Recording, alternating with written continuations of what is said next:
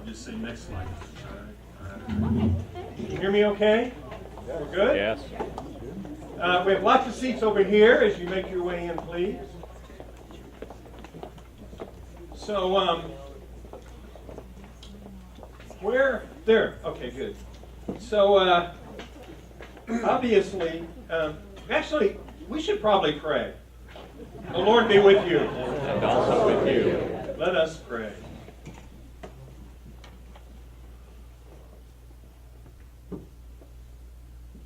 God of all grace, truth, and tender mercy, we thank you. We thank you. We thank you.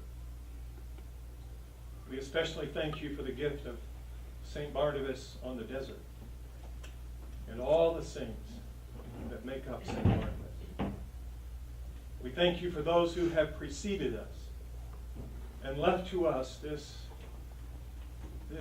thriving, blessed community in this place.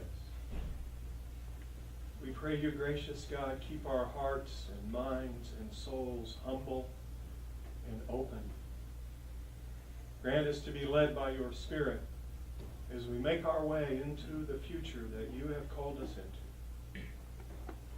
May we hear you and see you and see what you have given us to do. In Christ our Lord we pray. Amen. So obviously I do a lot of presenting.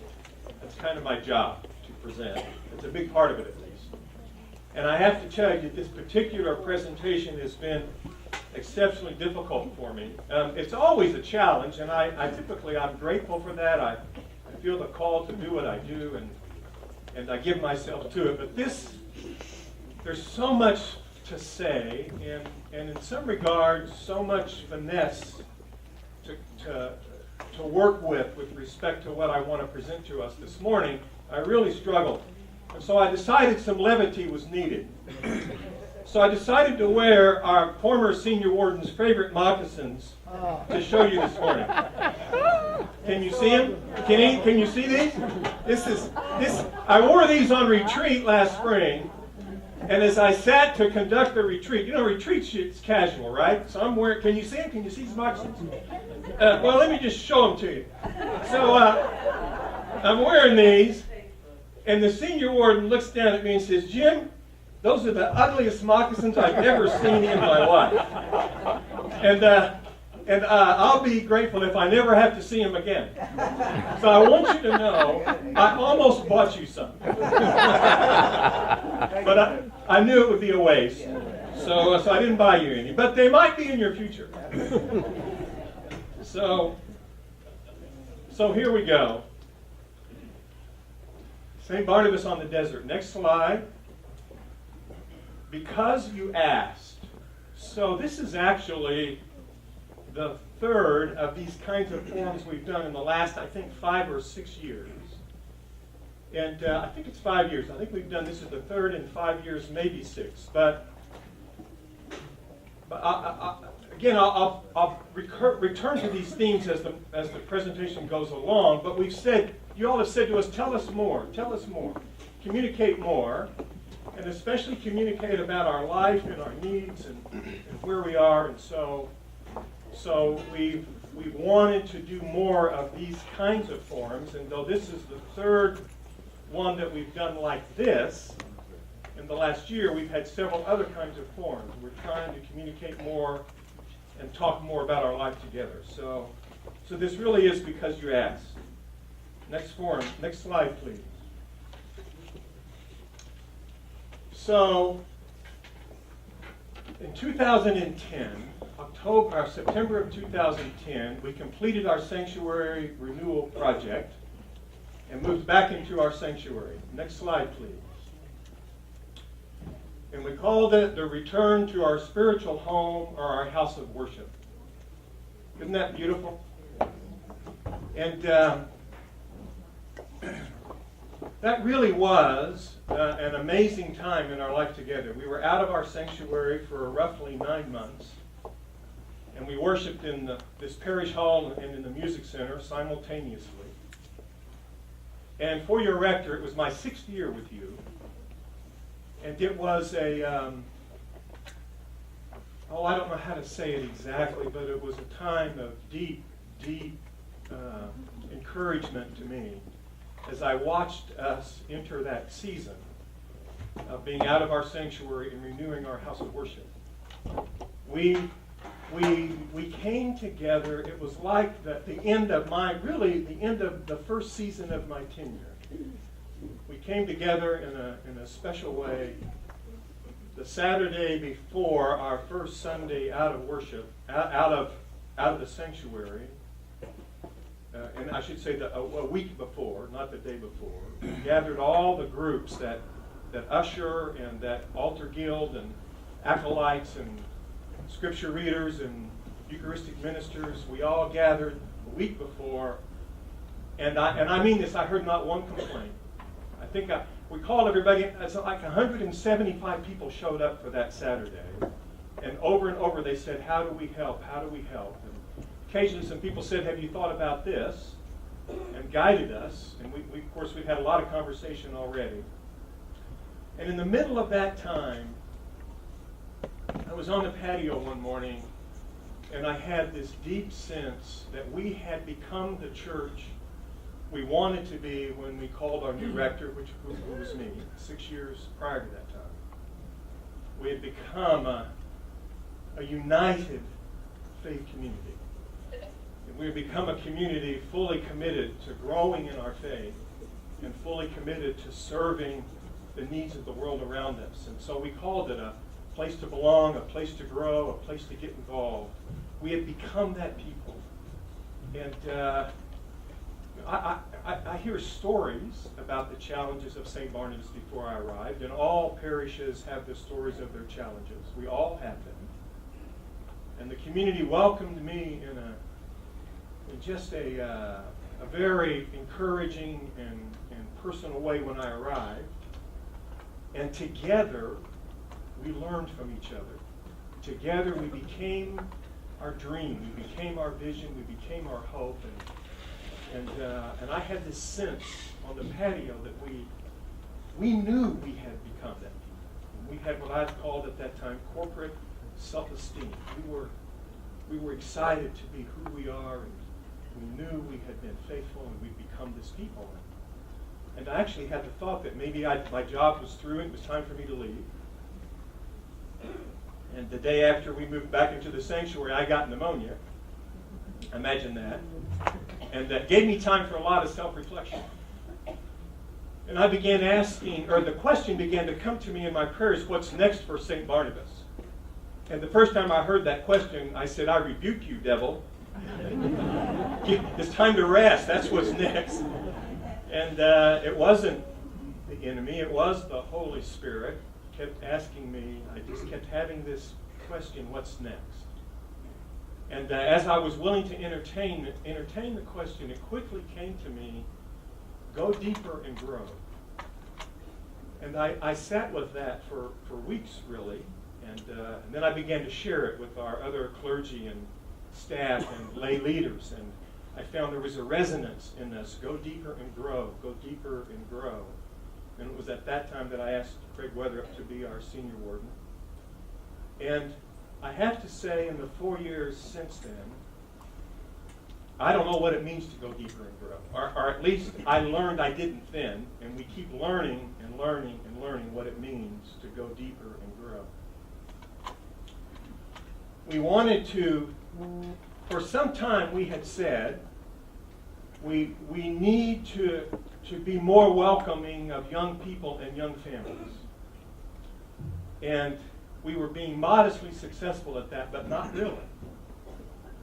And we were asking ourselves, well, what does that mean then to be a place that's more welcoming of young people and young families? And if you look around the room, the average age is up there. And that's true this morning. It's true. And little by little, we looked at the evidence all around the larger church, and actually all around the global spiritual and religious marketplace, if I can say it that way. And we recognize that there's just macro trends in our culture. Yeah. And this wasn't just a question for St. Barnabas. And it wasn't just a question for the Episcopal Church. And it really wasn't just a question for all of mainline Christianity or all of Christianity. We're looking at generations of young people that experience the world so differently than we do. So differently. And I began to understand in conversation with our colleagues, and I mean colleagues at St. Barnabas and colleagues beyond St. Barnabas. And we did a lot of research, a lot of reading, and talked with consultants, and we began to realize that go deeper meant really go beneath the values and the sense of call and vision and mission, go deep that in a way that transcends the way we normally do it. So you understand the way we do church is really historically incidental to our deep values. So just 1978, we got a new prayer book. And that was a prayer book that was new from 1929. And that was a prayer book that was new from I forget when it was before then. And those prayer books that launched from Thomas Cranmer in the 16th century were new to the times before them. And so to go really deep into our tradition, into our values, and into our mission, is what I began to understand. And what we began to understand is the questions we're really asking. And so yesterday I happened to be on the phone with a friend of mine who's an elementary school teacher. And I think she's 61 years old, if I'm not mistaken. And she said, Jim, I took early retirement. I love what I do, but I began to realize there's so much technology in it now, I can't keep up with the technology. I have to turn it over to the younger generation because I just can't do it. Does that make sense to you? So all of us are looking at that and saying, how do we go deep into why we are who we are, what it means to be who we are, and how we pass that on to the next generation. And so, over the course of from 2010 to 2014, we've been investigating those questions. A few days ago, I was on the phone with Linda Kilmer, our treasurer, and we were talking about this presentation. And I was saying, Linda, it's just there's so many strands and so many themes, and so many things we're exploring. And she said, Jim, what you're really doing is research and development. Say that to the people. We don't have to have the answers today. We don't have to know the end from now. Acknowledge that we continue to be in a time of discerning and exploration and research and development, and that's okay. People will understand that. Was she right? Do you understand that? Thank you. So,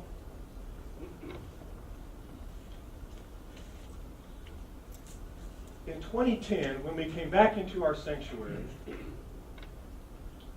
that was the completion of capital improvements that had gone on for almost 10 years and totaled $7 million. $7 million we gave to the renewal of our spiritual home, our house of worship. And then we took our breath and we began this exploration I'm talking about. Next slide. During that time, we had these other needs. We needed choir robes. A gift came to give us choir robes. Next slide, please. We needed a new pianos. We needed 2 of them. By the way, all of these things, we told you we needed them, and gifts came for the pianos. We needed to resurface our parking lot. Gifts came for the parking lot. Ian, next slide.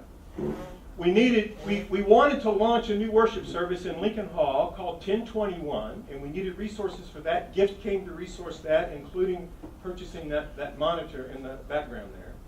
Next slide, please. We needed new lights for the parking lot. We needed those for a long time. gift came so that we could have new, isn't that beautiful? New lights for our parking lot. Next slide, please. Then we realized our Ramada died. The thing just died. And one morning a parishioner was under it and looked up and said, "This is dead. We need a new one." And so a gift came to purchase a new Ramada for us, just right outside those doors. Then we needed a new server. Gifts came to get a new server. And one thing we didn't realize, you know how change, when you make change, you don't know you don't know all the consequences of change. When we redid the sanctuary, we moved the choir far enough back that it felt like they weren't in church with us. So gifts came to give us monitors so that choir actually watches what's going on the monitors so they can see. All of those gifts came. And hang on just a minute, let me get to my notes. Those gifts totaled $227,000 just because we let you know that we needed them. Next slide, please. In addition to those gifts, we needed to grow our foundation. Now, our foundation is currently valued at about $2,578,000. And 4 years ago, it was significantly less than that. Part of what we said we needed to do to strengthen St. Barnabas was to grow our foundation, and these gifts came, totaling $715,000 to our foundation. Isn't that wonderful? It's great to know this story. And again, our foundation is now valued at $2,578,000. In addition to that, next slide, please. Our foundation received a $1 million life insurance policy. We actually own the policy, and we hope the people that gave it to us live to be 120, but still, that's a $1 million gift to our foundation. We received a $100,000 gift to maintain our new organ. And then we had a little bit of mortgage left over from our $7 million of capital campaigns. So we received a $150,000 gift to help retire the mortgage. And if all the pledges come to St. Barnabas that have been made to that campaign, we will retire the debt entirely. And we're excited about that. That's all wonderful news. So,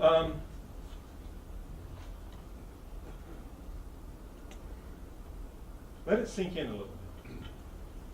Let it sink in.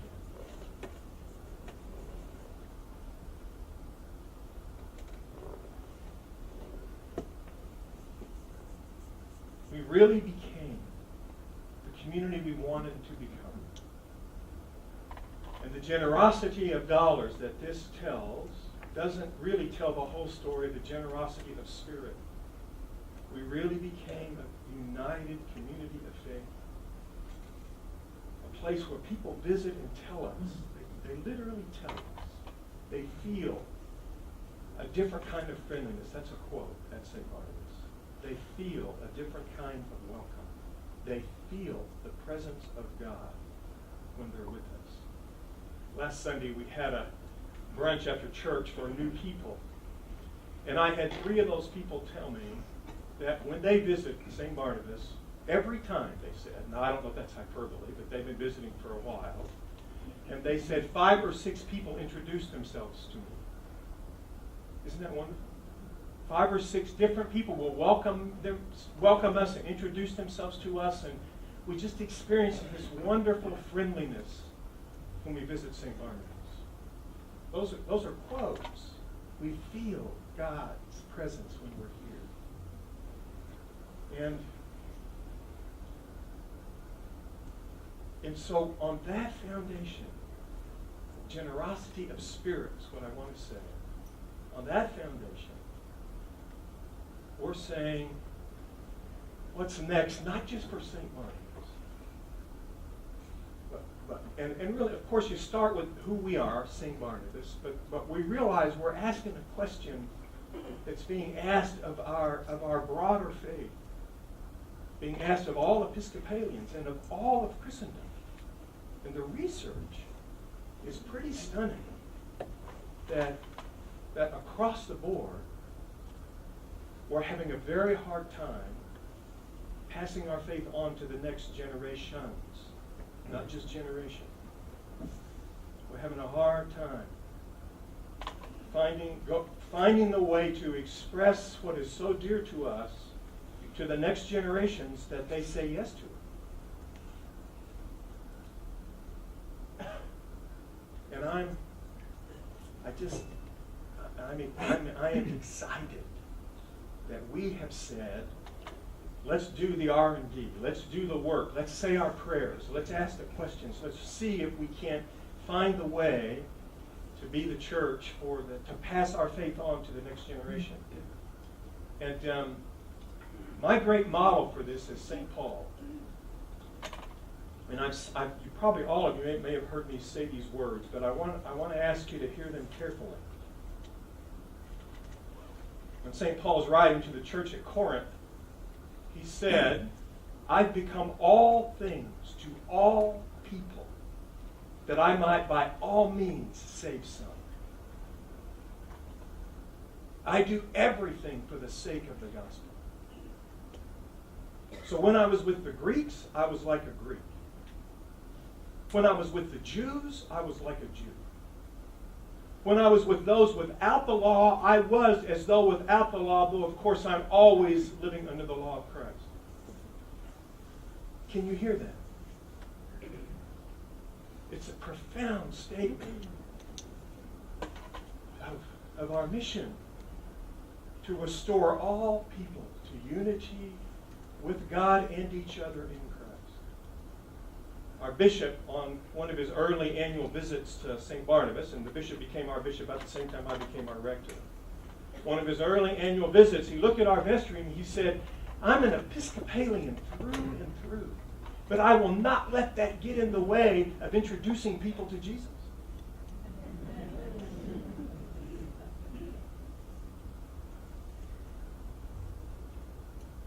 And so we're at this time, we're saying,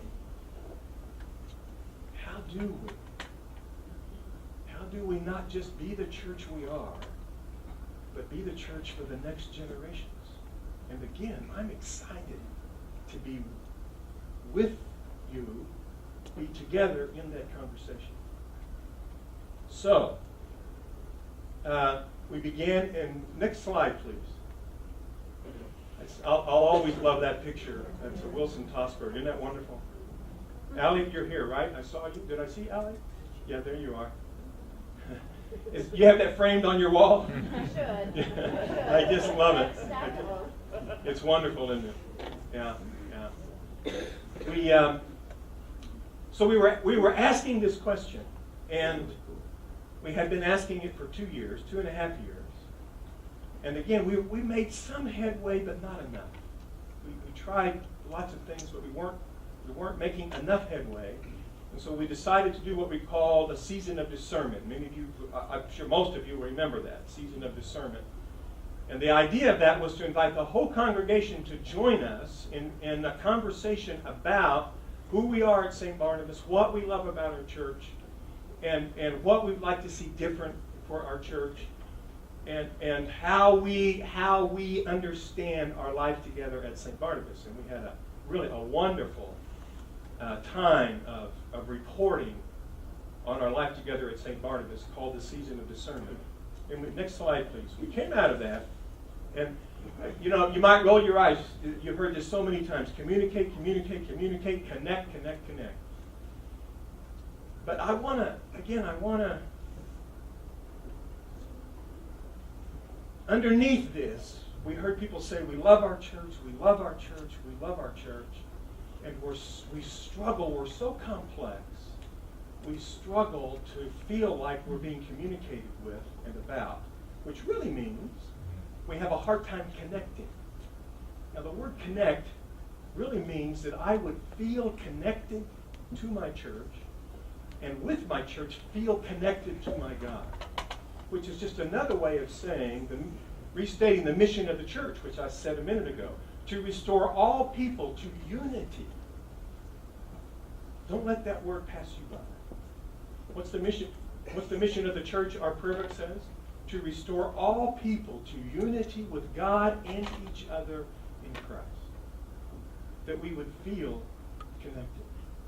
Now, by the way, when we did the surveys, the way we did our season of discernment, people didn't say, I don't feel connected. They would say, well, I wanted to go to that, and then I didn't know about when it was and where it was, and suddenly it's gone. Or they would hear about something that had happened, and they'd say, I didn't know we were doing that. And well, I forgot something. But recently we did a little brochure for an event we're having in March. Well-known author and psychologist James Finley is going to come be with us. And Dr. Finley is a renowned author and contemplative in the Christian tradition. And we did a little brochure about Dr. Finley coming. And we passed it out to a group of people. And by the way, the brochure was created by our communications director, Nicole Moore. And great brochure. It's really very well done. And the people are sitting there looking at it, and they said, well, wow, the event is in November. The event is in March. The event is in November. And somebody else said, no, it's in January. And somebody else said, no, it's in March. And somebody said, well, it costs $60. And somebody else said, no, it costs $75. Now, here's the deal. Registration begins in November. If you register by January, you get a discount for $60. If you register after January, it costs $75. The event is in March. You what? Read. Well, no. The thing is, that's the reality of the challenge of communicating. George Bernard Shaw put it this way. The biggest single challenge with communication is the assumption that it has occurred. And my consultant friend said to me, Jim, we call it the half-life of clarity. And he also said, we've all heard of CEOs, Chief Executive Officers, and COOs, Chief Operating Officers. Many companies now have CCOs, Chief Communications Officer. And that person's supposed to know everything and make sure everybody knows what's going on in the company. Now at St. Barnabas, we said to our staff, we will all take the responsibility to be the CCO. So every staff member, we've agreed together, and we remind ourselves of this from time to time, never say, I don't know, and let that be the end. You can say, I don't know, but I'll find out for you. Or you can say, let me go just find that for you, so that we always are helping people find out what they want. But here's the thing. We can't help if people don't ask. And so the other thing we said at the end of the season of discernment, and this, what I'm about to say now, is extremely important. We invited all of us to be powerful, not powerless. All of us to take responsibility to get what we want. To not let I don't know be the end of it, but always to ask the next question and go find out what we want for ourselves, and to be that kind of a people. And it really is to adjust our culture, to take responsibility. I'm taking responsibility for what I want, but I'm also taking responsibility for the success of our mission, so that I can continue to feel connected to my God, connected to the community, and help us fulfill our mission. Communicate, connect. Next slide, please. And again, the people said we want to grow. Now, a lot of times folks, when they responded to us, they don't say, well, we want the church to grow. What they would say is, we want to help more people be a part of this. We want people to know about this that's going on at St. Barnabas. We want to invite people to be a part of us with this. We want more people to understand this is what we do at St. Barnabas, which is just all about growing. It's all about how do we grow in all kinds of ways in our life together at St. Barnabas. Another way of saying is, I love this so much, I want more people to be with us in it. It's such a great thing we're doing at our church. I want other members of the church to know about it and participate, or I want to share this with people that aren't here at St. Barnabas. That's what we said over and over again. So next slide, please.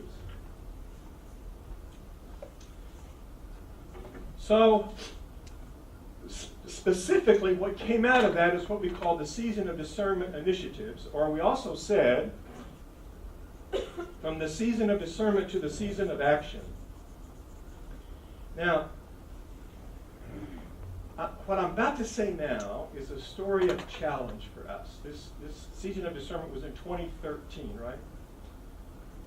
The winter of 2013, right? So all of 2013 and now 2014, we've been following up on these things. And it's been a time of actually challenge and struggle and discovery for us. I mean, it really is research and development about how to be effective at these things. So you may remember we launched a new website, Church to You. How many of you remember that? When was the last time you got something from it? Well, we launched it, and then we realized we don't have enough resources to sustain it. It's so challenging to keep that going, we just couldn't sustain it. And by the way, it had great impact. At least lots of people said they loved it. We especially there's 2 blogs, and people loved it, and we could not sustain it. Then we decided, we knew we needed a new website, and we've been working on this website for months. We announced we were going to have it. Where's Erica? That came right out of the season of discernment, didn't it? Yeah. So a year and several months, right? And I have to be honest with you and tell you that your rector didn't help this. You allow that when you try new things, you make mistakes. Somebody say, yes. Come on, help me. Yeah. If you're not making mistakes, you're not trying hard enough. Yes. Well, I made some mistakes. So I didn't help the team. And we're still developing our new website, and there's a rumor that it's coming soon. So you should know you have a great team working diligently and doing great work, and we anticipate having a new website soon if we can keep the rector from getting in the way again. And then we made a decision to add a communications manager to our staff. And you've met Nicole, most of you have, and we're thrilled. Nicole comes to us from England via Utah, and we thought we were doing a national search. Turned out to be an international search, and has really done terrific work for us. Right off the bat, we decided we needed to rebrand ourselves, and I'm not going to talk about that in much detail because we've already done that twice. So you can, if you weren't here for those presentations, you can find them on our website. But a big part of initially bringing Nicole to us was to rebrand ourselves. And next slide, please. And so most of you have seen this. Of course, if you're coming to church, you've seen the new bulletins and the new logo or mark. And it's not on those slides, but we're saying we're the place of boundless presence.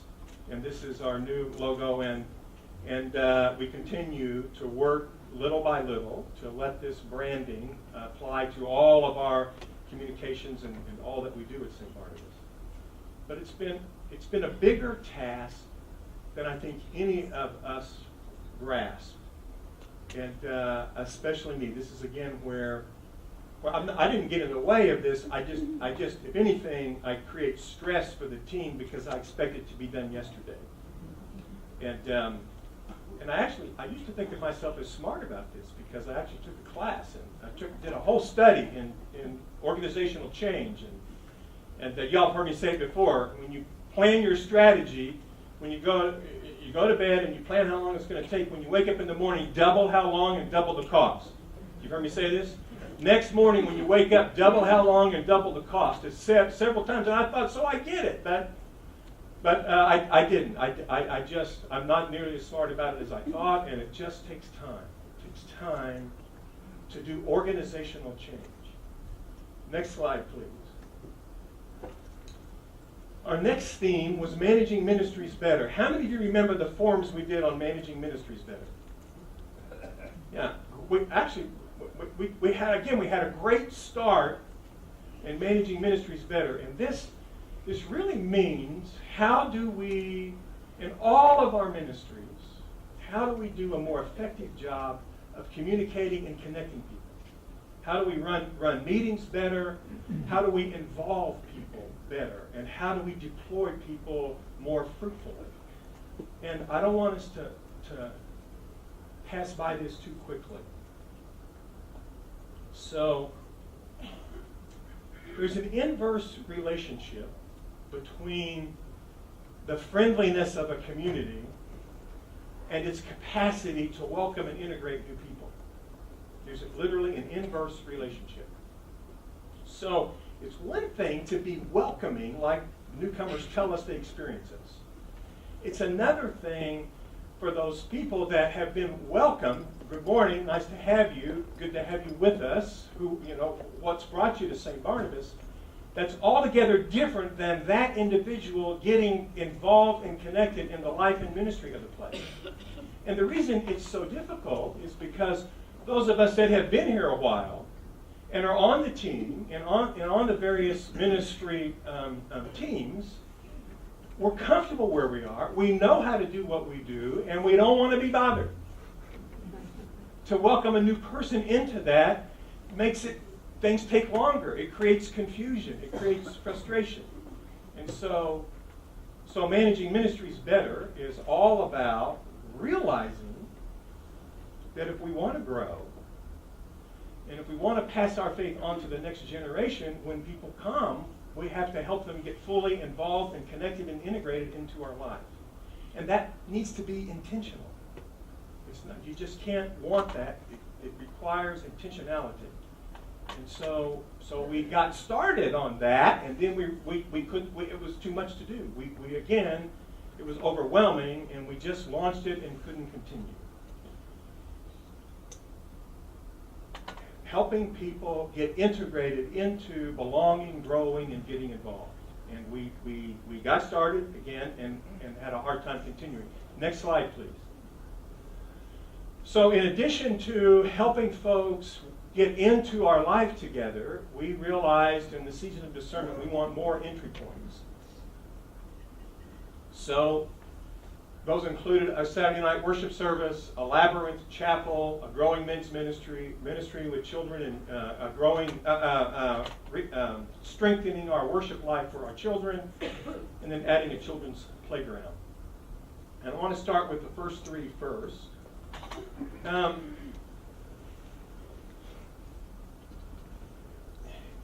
I'm so sorry, y'all. This is it's complex for me. As we evaluated who we are and how we become the church for the next generations, we little by little realized that we didn't really want that much change in the worship life that we enjoy so much. Do you understand that? So in other words, another way of saying that is, please don't take the worship I love so much away from me. And that's fair. We love how we are church and who we are as church. Please don't take that away from us. And so, on the one hand, there was that realization. So the response to that, okay, can we create another worship service that's different? A different kind of worship, different style of worship that might be more welcoming to the next generations. Could we do that?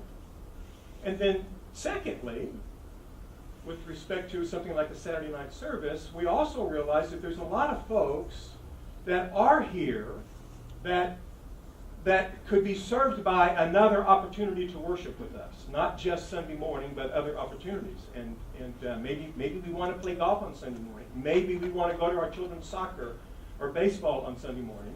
So could we have some other kind of time for worship? And so we began exploring a Saturday night worship service. And again, we did, or a different time.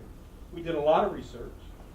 We learned that Saturday night worship services are flourishing in some places in the Episcopal Church and in some places in other traditions. And we actually had a wonderful team that went around and visited Saturday night worship services all around the valley. And so we began to put together how we might do a Saturday night worship service. And your rector imagined we were going to start that in 3 months. And so, again, as we did the research and collected the data, we realized that what we were really after, and I hope you can hear this, we were really after planting a church in a church. Does that make sense to you? And the more research we did, we realized church planting ideas and expertise and notions could be very instructive to us. And one day, after doing a good bit of research on this, our curate, Nick Roosevelt, who by the way is 26 or 27 now, Nick? Had a birthday, 27. 27.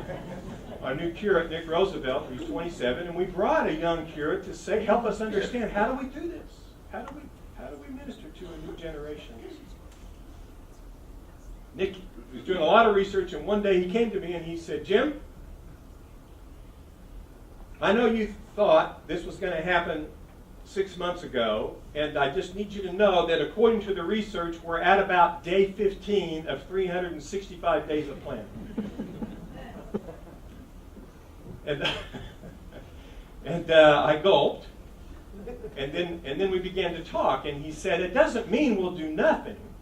It means there's all kinds of activities we'll do, and we'll do things out in the community and in the parks and in other places, and we'll begin to build a knowledge about us, and little by little by little we'll build networks out in the world, and then we'll gain momentum, and then at some point we'll say we're ready to start a weekly worship service. And so a lot of you have asked the question, when is that happening and why don't we have it yet? And there's your answer. Because it's not just doing another thing like what we do, which the 1021 is close to that. And I'm probably not going to have time this morning to tell you about it, but what we're planning to do with children's worship will also be an extension of who we already are and how we worship and the way we do things. But this worship service, again, wants to go very deep into our tradition and our values and our way of being Christian, and let that manifest itself in a different way that, based upon what we can understand, will be more inviting and welcoming and have more teeth in it for younger people. So that's what we're working on, and for the Saturday night worship service. Addition to that, the Saturday night service wants to be, so I can't say very much about it, but it wants to be much more interactive and much more participatory. And spaces like our sanctuary don't lend itself to that, right? I mean, you sit in pews and look at the back of people. So it's really difficult to break out into discussion groups in a worship service or prayer groups. And it's very difficult to have a participatory experience in that kind of a space. So we thought maybe the better space for that would be Lincoln Hall in our music center. And it is, except that the acoustics in Lincoln Hall don't really allow for conversation and back and forth participation. It's a very difficult space for that. And it has some other challenges about it too. And Lincoln Hall was actually designed for recitals. It's extremely alive acoustically, and it was designed for recitals. And actually, in the original plans of Lincoln Hall, there was a thought to make it, to put in it ways that the acoustics could be softened when you wanted it to be softened, and then open back up to be alive like it is now. That was in the original idea and design, but we decided we couldn't afford the expense at that time and didn't do that. So now we're looking at what it would take to install things that could allow us to soften the acoustics, but temporarily, and then open it back up so that it's alive again. Without going into all the details, it's probably what we'll do. The best way to do that is to install drapes on electric motors that you can just flip a switch and close the drapes and the space is softened, and then flip another switch and open the drapes and it's alive again. Now there's other things about that. Again, I don't have time to go into the detail, but that's what we're working on for Lincoln Hall. And that's we also want to make the space the way you enter it and leave it more what's the right word for that? More welcoming, to make it a more welcoming entry. You know, right now, the entrance into that space, if something has started, if you enter, you have to walk in front of it. Those of you that know the space, you understand that. So we want to try to adjust that. But both of those are expensive things to do. They're together, it's probably in excess of $100,000 to $120,000 to accomplish both of those things. So we're still exploring how we can do that.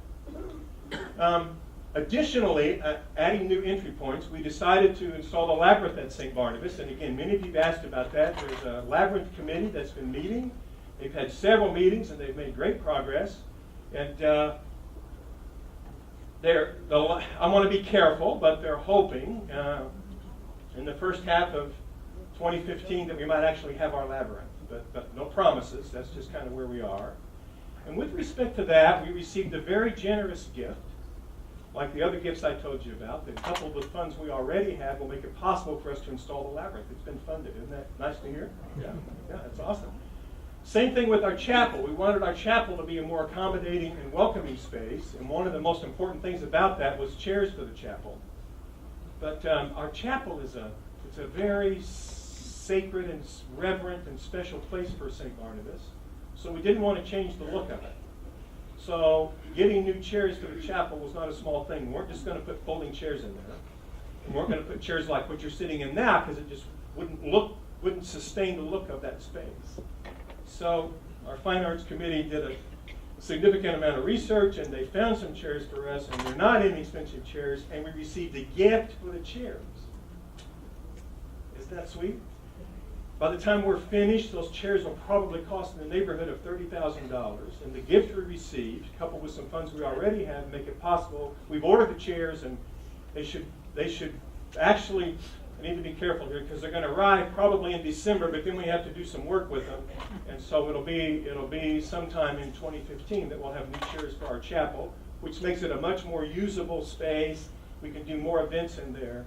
And again, it makes it more welcoming and inviting place to be. So would you, next slide, please. So there's a picture of the chairs. By the way, they won't be rushed. They'll be the seats. They'll be cushioned seats, and there'll be a cushioned back. So that's part of, we get them like this, and then we're going to do some additional work with them. That's just a picture of a labyrinth, so you understand what we're working towards. We're not sure that's what ours will look like, but that's the idea of a labyrinth. And then, of course, you've seen Lincoln Hall, and that's just the image that we need to improve the acoustics and entrance and egress into Lincoln Hall. Next slide, please. So back to this. In addition to these entry points, we launched a men's ministry, and we've had, I think, 4 dinners. Is that right? You remember? The leader for the new men's ministry is in the choir, so he's rehearsing right now. But we've made great progress in launching a men's ministry. And if you said to me, Jim, why men? Why not men and women? Well, because almost every event you do for the church, there's 2 or 3 or 4 women for every man. And that's not true of Sunday morning worship, but just about everything else it's true. So we'll just be honest about that. And we've said, how do we help more men participate in the life of the church? So we've got a wonderful men's ministry started.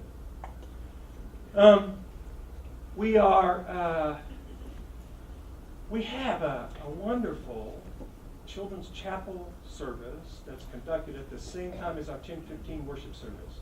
The children worship together the first half of our 10:15 service, and then they come in to join us for Eucharist.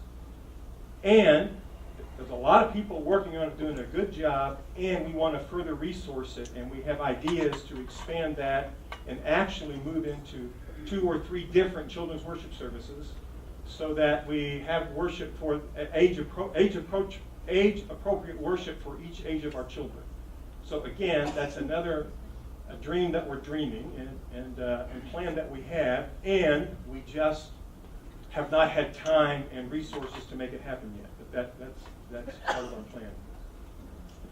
In addition to this, we wanted to improve our children's playground. So basically, the playground, most of the equipment is it's either died or it's near death. And so again, I don't have time to go into the details, but we're planning a whole new children's playground. And next slide, please. That would look something like that. We'll replace all the I think it's sand, and we want to replace that with bark. We'll have a shade structure, a new shade structure for the whole playground, and then these are 2 different play equipments for children of different ages. The price tag for this one is $40,000, and we received gifts of $25,000. So again, the generosity of St. Barnabas, we're almost there to have what we need to install this playground. Next slide, please. So in 2014, in 2013, when we came to you with this forum, we actually asked that you would increase your pledges by about 10% so that we could implement these things I've been telling you about, the strategies I've been telling you about. We asked you to increase your pledge so we could get there. And we had a great response. And these were the specific costs that we were looking at to ask for 10% increase, which is basically $132,000, and we did it. The pledge campaign of 2013 did grow by 10% roughly, or $132,000. Next slide, please.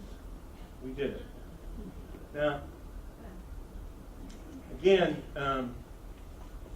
there's just wonderful generosity in the saints of St. Barnabas, and it's important for me to continue to try to tell you that story and celebrate it. So we did do that, and we added a communications manager, and we added some office administrative help. But next slide, please.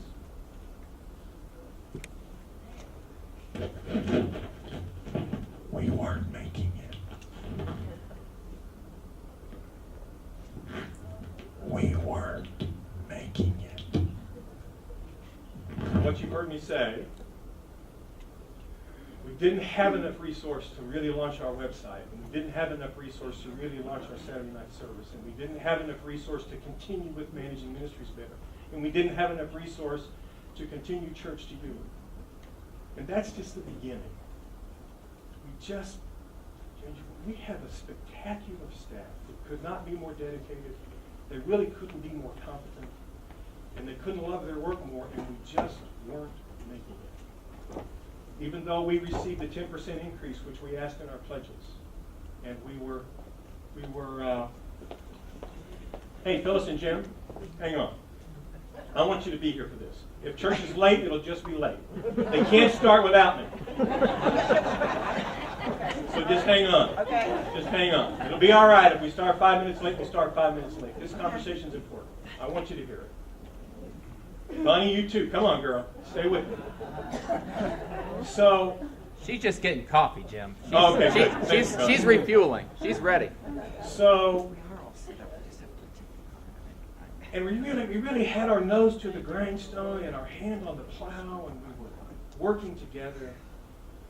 And these people who are really smart about these things, this family, came to me and said, Jim, you're not going to make it. You've planned well. You have a great strategy. We really believe in what you're doing.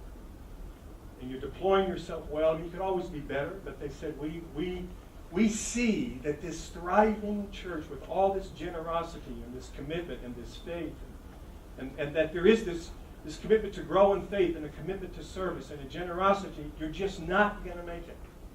And they said, so we want to help you. And they gave us a special gift. Next slide, please. This family committed $200,000 a year for 3 years to St. Barnabas so that we could do this thing to continue the research and development, figure out how to become the church for the next generation. And a lot of what I talked about this morning is church that we already are, but a new worship service and a new website and a new communications plan and really managing ministries better is all about how do we pass this faith on to the next generation. And this family came to us and said, we believe in what you're doing and your vision and your strategy. We want to help you. And they gave us this gift. Isn't that spectacular? It's just spectacular.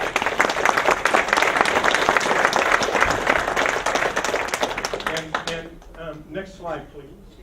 So, by the way, go back a minute. I don't want them to see this yet. I don't want you to be distracted. So we brought this gift to the vestry, and the vestry and I gulped. We said, wait a minute. We have to be responsible for this now. We did. We go, whoa, this is a big responsibility. And so together we began saying, okay, how does this strengthen us? Next slide. And so this is what has allowed us to invite a new priest to join our team, Elizabeth. You'll get to hear, if you didn't hear her at 7:45, you'll hear her preach a wonderful sermon to us at 10:15. We imagined the gift could help us with the Lincoln Hall acoustics, but those are costing more than we want to use this gift for. Because the gift is really about 3 years of programming and strategy so that we can grow and fill up into where we see ourselves going. So we prefer not to use this gift for the Lincoln Hall acoustics. We added a little bit of support to our office staff. We added administrative support to our music ministries. We need musicians for Saturday night worship, for the 1021 worship service, and for the children's worship and chapel that I've told you about. That's how the vestry has strategized for now how to use the gift. And great quote from Dwight Eisenhower: "Planning is everything, plans are nothing." So you understand that. So especially with respect to research and development and change and trying to move into a future, this is our strategy, but we don't know we always are assessing whether we're getting there. Next slide, please. So I want to summarize by reminding you what I've said this morning. I mean, I've already summarized a lot. We've received funding for our labyrinth. We've received funding for the children's chairs. We've received partial funding for the playground. We have a need for acoustics for Lincoln Hall, and we have a need for the entrance and exit of Lincoln Hall. That's a need that we have. And then next slide, please, I think. So here's what I want you to leave with. I want you to remember that what our strategy is. And hang on just a minute.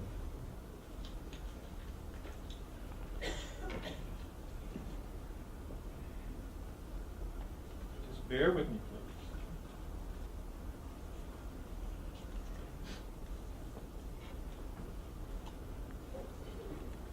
To understand that we really are in a time of discovery of our future and what it means, again, to take this great, thriving faith that we love so much and how we pass it on to the next generation, and that we're imagining new worship services for that and the other entry points I've told you about, and that I've asked to take responsibility for the success of our mission.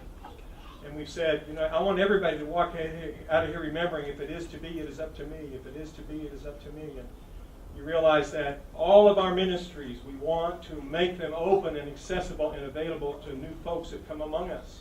And that, you guys, that really means if you've been on a committee for 20 years, you're supposed to laugh at that. You're supposed to change committees. You might want to realize, how about new people that have joined St. Barnabas? How do they get to be a part of this ministry? I want to make that possible for you people to be on these teams with us. So understand those strategies that we're about.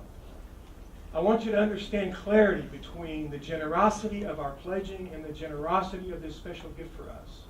They're different things. And that special gift allows us to do new things, and we need to sustain our generosity and our faithful giving response to God's goodness in our lives and how we respond to that. We want to stay faithful there. And then I'd like you to have clarity that right now, one of the reasons I shared all those gifts that have come to us is to say that now we have these needs. We have needs for our children's playground, and we have needs to resource Lincoln Hall. I just want you to know they exist. Next slide, please. And then I hope you'll go away full of celebrating the faithfulness and the generosity of your church, our church, and the vitality of this place, and the goodness of this place. To celebrate that and be grateful for it. Be grateful to be a part of it. And then to be inspired. I hope you'll sort of catch it that it's a rich, hopeful, possible, unclear, uncertain time to go discover something, to be filled with the Spirit, to keep talking together, and to keep joining together to discover this future where we would pass our faith on to the next generation. Now, Okay, Jim and Phyllis, thank you very much. I Thank you. think You're my faithful. I think it's probably already set, but. Okay, good. Thank you. Thank you. You can tell him I made you stay.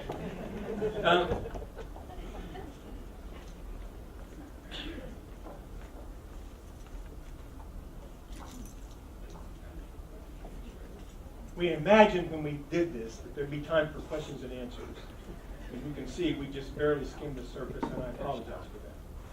I hope if you have questions about what this means, you'll come to us and ask us, especially staff, but also the leaders of the various ministries. I hope you'll come and ask us about it. And we might do some more reporting about this in the months to come. We probably need to do that. This presentation will be on our website, so if you want to hear it again or come back to it, get clarity about some things, you can find it on our website. Members you know that weren't here, invite them to view it, so they're with us in this, and we're all together in it.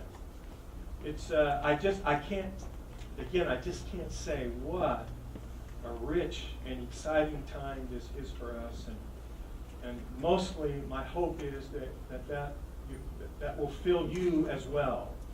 And together we're going to discover a future that right now we don't know what it looks like.